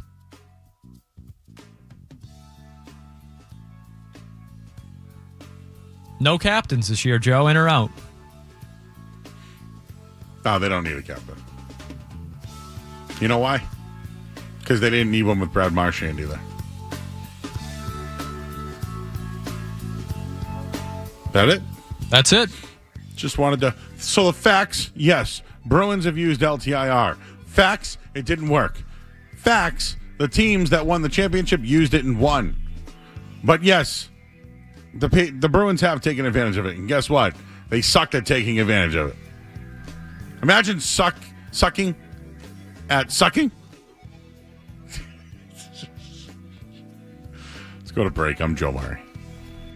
From the Telfair Tire Studios, WBZ-FM and HD1. It's not just the games. It's Toucher and Hardy, Zolak and Bertrand, Felger and Maz, Joe Murray. For Boston sports fans, it's 98.5, the Sports Hub. Paisley Media Group Station. Essential Sports Hub headline presented by Celsius Energy Drinks. Red Sox lost 5-4 today. Aroldis Chapman with the loss in this one. They get ready for a series on Friday versus the Yankees. Patriots back at practice today with no Christian Gonzalez, no Harold Landry, no Keon White. Also, Terrell Williams, the defensive coordinator, not with the team. How about that? And Mac Jones could get the start this Sunday for Brock Purdy, who's unlikely to play when the 49ers take on the Saints. Headlines are brought to you by Eastern Mass's leader in drain cleaning and pipelining, Drains by James, Slow Drain, Clog Drain. You need to contact Drains by James today at drainsbyjames.com. I'm Joe Murray. This is what happens when analysts take over the game, take over the sport. This is where you talk sports. It happens all the time. The Sports Hub. Miami. Terrell Williams will not be with the team. Well, the Red Sox lost today, 5-4. They have a problem sweeping teams in that last game, huh? Happened with the Yankees going back to that series. What happened today with the Red Sox? Hey, who's the MVP of the Red Sox? I have an answer. Trevor Story. It's probably Garrett Crochet. Probably Garrett Crochet. Maybe Aroldis Chapman. The reason why I bring up Trevor Story is he's probably on his way to a 25 home run, 100 RBI season. I just didn't think it was possible. And although they've had a lot of turnover, he's been very consistent. So, like, if you look at the team, he leads the team in home runs and RBI, right? Yeah. He's got 90, right? Yeah, 90, 24 homers. That's what I mean. Could he hit 30? I mean, he could. He could. What do they have, like 17 games, 16 games left? He could. I mean, I'll stick with 25, but what is he going to bat? 250, 25 home runs, 100 RBI? You'd take that every day, right? I didn't think he had this left in him. He's been the biggest surprise on the Red Sox for sure. MVP, though? I would probably lean Crochet. Yeah. Me too. Does WAR mean anything to you, Joe? Ooh, what's the WAR? Highest WAR on the team is Garrett Crochet, 5.5. Who's second? 5.5. Second, a little bit of a surprise to me, is Jaren Duran, 4.2. And then Rafaela and Story at 3.8 each. Well, it's a flawed stat. We can't make up, though, that Rafaela, Duran, and Story have been at least consistent, the three of them. Duran and Rafaela kind of, I mean, all three of them are streaky. They go hot and cold. Yeah, they're but streaky, but like as far as every day in the lineup, they've been very good there. this year. Yes, like placeholder, like they're guys that are there every night. You know, if Bregman was healthy all year, you'd hope he would be the MVP. But he's only played like 100 games. And you think he's worth the opt-out money of $40 million? In turn, like, do I think the Red Sox should pay him? Yes. Ooh. I don't think they have a choice. Money shouldn't matter if they like the player. Yeah. Who else is going to hit in the middle of this lineup? Who else is going to give him $40 million? Houston. I don't think they're paying for Amber Valdez, especially after he crossed up his own catcher the other night. They're going to have money to spend. They brought Correa back, right? Like, Altuve's still there. I wouldn't be shocked if Houston, and I bet you Houston wouldn't have to pay him $40 million. No way. Yeah. So you're going to have to bid with them. Yeah, Bregman's going to have suitors. Oh, yeah. And they don't have that guy. You know, Roman Anthony's unbelievable, but he's not that guy yet. And who's going to protect him if Bregman's not there? It'll be Marcelo Meyer. Yeah, Christian Campbell. Okay. Connelly Early. 11 Ks, huh? I had to look it up, but Daisuke had 10 his rookie debut. Strasburg had 14, if you remember. His one. I was trying to remember Kerry Woods. He had 20 once on like his, but it wasn't his debut. It was a guy named Spooner, believe it or not, who had 15 in his rookie debut. Do you think he'll do that again? I mean, 11 Ks is tough to predict, but he looked good last night. I was impressed. He did. What about, I mean, do you like him better than Peyton Tolley? The thing with Tolley is, and we all probably should have seen this coming. He didn't pitch in professional baseball before this year, and he's a fastball pitcher. That's pretty much all he was throwing on his debut. You come out, you do that the first time, fine. The second and third time, it's the majors. You can't just be a fastball guy. So, yeah, Tolley, I think it's going to be time. But Tolley certainly fits the mold more. He's an absolute moose. Early impressed me with just off-speed, curveball, throwing some, I don't want to call it junk, but yeah, off-speed stuff. And he was good. He certainly made the Athletics look bad. Not that that's been very hard to do this year, but the Red Sox have some bright spots. I saw McCarthy tweet now they need a righty, but they have some lefty arms. Crochet, Tolley, and now Early. Like, that's certainly more than they've had in years past. Imagine. I believe he's a Heim guy, too. Can you believe the Red Sox have young pitching? Is that why they didn't make... Well, they need pitching, though, still, right? They're calling up these guys because they need pitching? Well, you're not going to rely on Dustin May and Walker Buehler, so I would take Tolley and Early over them. If the postseason is Crochet, Bayo, Giolito, and then a bullpen game of Tolley and Early, how do you feel about that? If that's your fourth starter, is the two of them?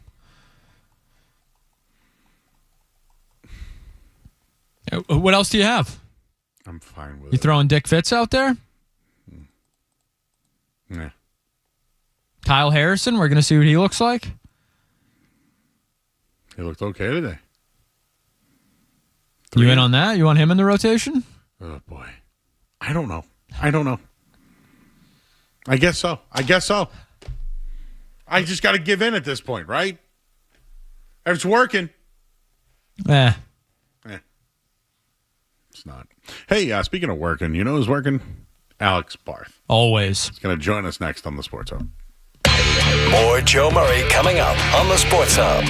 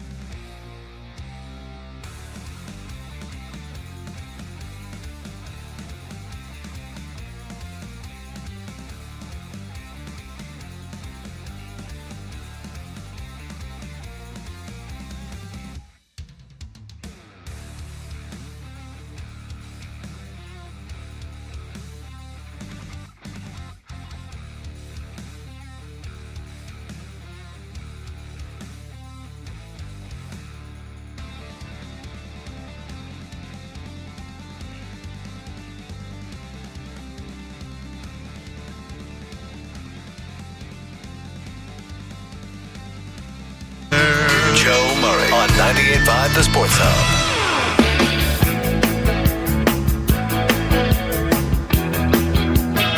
All right, back here on 98.5 The Sports Hub.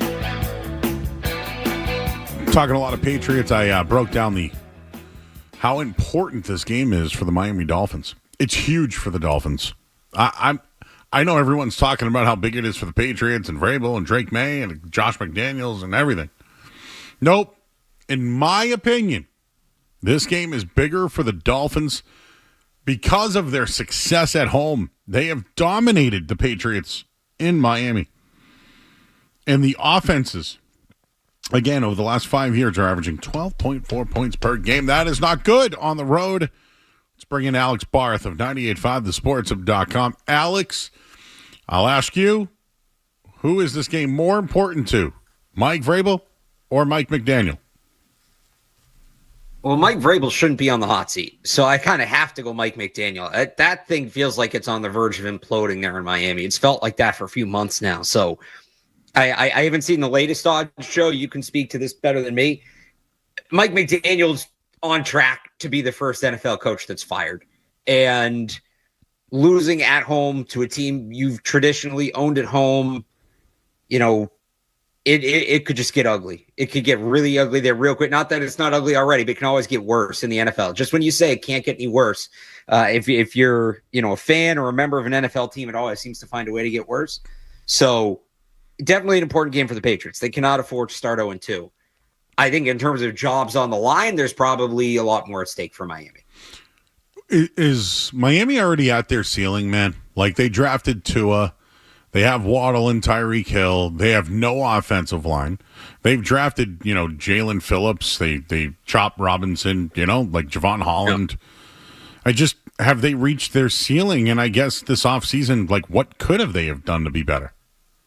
Oh, yeah. They've reached their ceiling. They could have invested more in the offensive line. They could have fired Mike McDaniel at the end of last year when they should have and gotten a new coach, a real head coach and not a glorified offensive coordinator. I think with them, too, the other thing you look at is this team's been down this road before. Their record with Mike McDaniel against teams over 500 is abysmal. And I'm not saying that the Patriots are a team that's guaranteed to finish over 500, but it's the same core. It's the same group. It's the same leadership in that locker room. And especially after the way the season opened, I don't know how you look around that room if you're in that room and think things can go any differently. Right. They just kind of are who they are at this point. So, yeah, I think this iteration of the Miami Dolphins is more or less run its course. They need a new coach. They need a new core. Can they still win with Tua? Maybe. It's not like he's old and they're kind of locked into that contract. So it may be reinventing this thing around him. But significant changes, I think, need to be made. They're where the Patriots were last year. It clearly wasn't going to work. So, who will be defending Tyreek Hill and Jalen Waddle? Looks like Darren Waller will miss this one. What's the takeaway this week? Is it A-Chain at running back? Is it the receivers? Is it keeping Tua in the pocket? How do they defend this thing? It's just getting the Tua. They've left him way too clean in recent matchups, and he gets the ball out quick, so it's easier said than done. But against a team that likes to use the middle of the field, against a shorter quarterback, that interior pressure is really going to matter. The middle of Miami's offensive line is banged up. Their center, Aaron Brewer, was the third worst graded pass blocking center, according to PFF last week. Milton Williams had an awesome game last week. Christian Barmore maybe didn't have the production, but he was getting a ton of attention on him.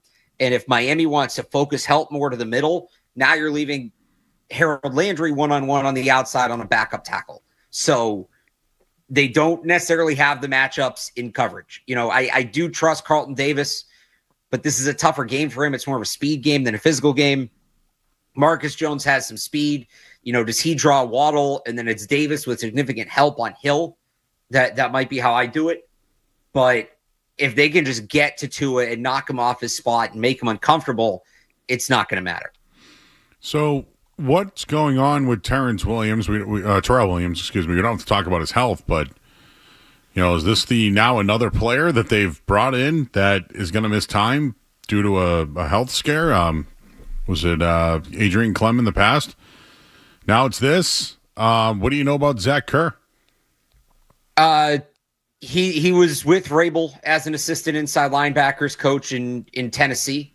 Before this, he handled some of these duties, and Vrabel spoke highly of the way he did it when Terrell Williams missed time in the spring. Now that's kind of a different animal.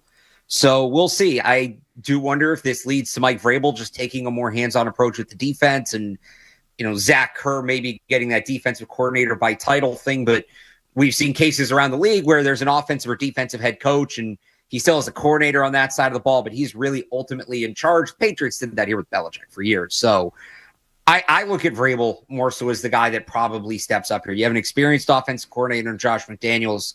Vrabel should not have to worry as much about that side of the ball. Zach Kerr probably picks up some of the day-to-day stuff that Terrell Williams was doing as long as he's out. And Vrabel did not rule him out for Sunday. He just said that they would readdress it and let us know on Friday when Vrabel speaks next.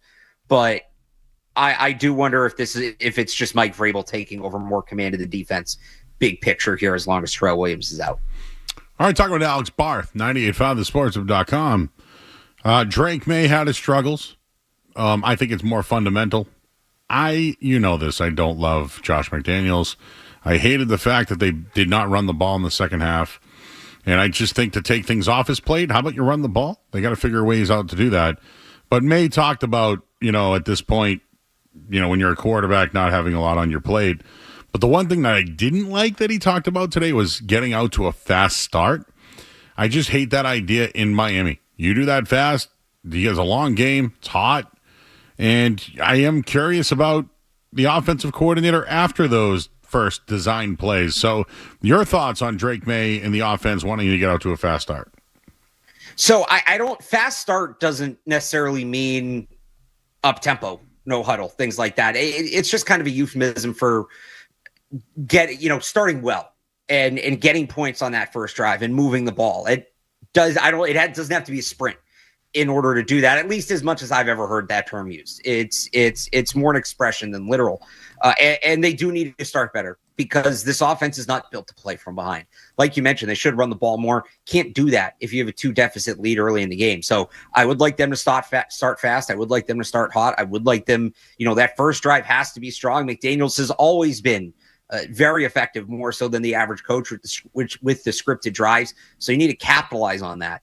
I think my biggest disappointments from the offense last week that I'd like to see them correct, you mentioned the lack of the run game.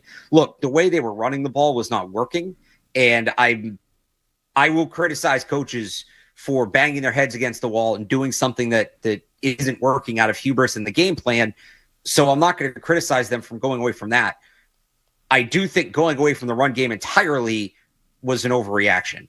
And are there other ways to run the ball? Okay, so you planned on going off left tackle. You had some fullback-like wrinkles in there. That stuff didn't work. What else can you do?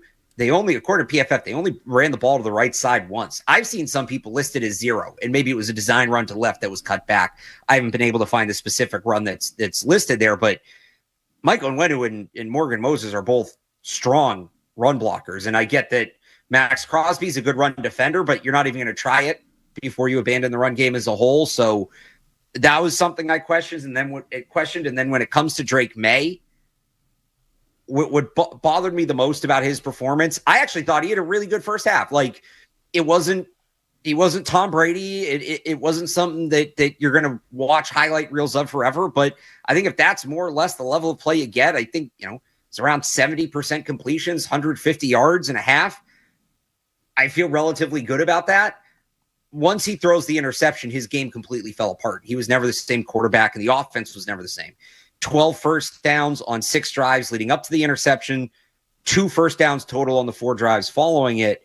So whether that was May kind of getting rattled by the interception, whether it was McDaniels getting rattled and calling it more conservatively, I think it was probably a little bit of both. The way Drake May plays, there's going to be some turnovers. That's just, he's more of a boomer bust quarterback. He's got to be able to move on from him, which I thought he did a really good job of doing this summer, which is part of what made it so disappointing. He's got to be able to move on from him, and McDaniels has to be able to move on from him when they happen. You don't want them to happen a lot, but they're going to happen, and you have to be able to roll with them.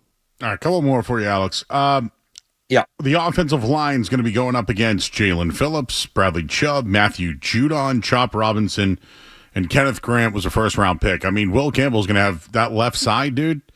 That's going to be Grant and Phillips over there, not to mention Chop and Judon. And Judon, exactly. So last week they gave up 160 yards on the ground and 2 touchdowns. Don't you think it's imperative to try to run against that defense? Yeah, and specifically up the middle. They struggled, especially to stop the run up the middle. Their starting defensive tackle, whose name is escaping me, did not practice today. He's labeled as week to week. That usually means a player's not going to play the first week after the injury. They have a rookie 7th-round pick who's probably going to step in for him. I think this team's vulnerable, not just in between the tackles, really in between the guards. I think this team's vulnerable to be run on. Benito Jones. Yeah, thank you, Benito Jones. I think this team's vulnerable to be run on up the gut. And that's going to offset or upset the timing of those edge rushers. Like you mentioned, we talked about it before. All the more reason it's imperative for them to establish the run game early and really establish it between the tackles. And, the toss stuff that didn't work last week, or you can mix in a couple gadgety plays like the handoff on the fake tush push, but they got to run the ball downhill. They got to run it up the gut early in this game and establish that. All right, Alex, I got 2 more for you. I want you to rank the 2024 QB class after week 1. I'll give you a minute to think about that. But in the meantime, the results of playing in Miami, dude, it's not good. The offense, and again, I used data points from the year 2000, 2001, 2002. Like, I can give you the numbers if you really want it, but they've scored 12, 24, 7, 17, 7. Like, yeah, they average 12.5 points a game in Miami over 5 years. So, no, Joe, I know this is a different team, but it's a tough place to play. It's a great point, and my game preview will be up on Friday. I started writing it today, and I opened with this. When we talk about the Patriots-Dolphins matchup, but it's not just there, right? The Dolphins have owned the Patriots wherever they play, pretty much for the last 5 years, basically since Brady left. You hear, well, the Patriots have never beat Tua, and Tua's undefeated against the Patriots, and Tua's done this and that. And like the last 2 matchups, he's been really good. Before that, he's 7-0. So the last 2 is really good. Before that, he was just kind of average, and he just wasn't screwing up. We don't talk enough about how much this offense has struggled against the Dolphins. Yeah, the defense has struggled at times against Tua. I'm not saying that's incorrect. That's half the equation, and people don't look at the other side of it.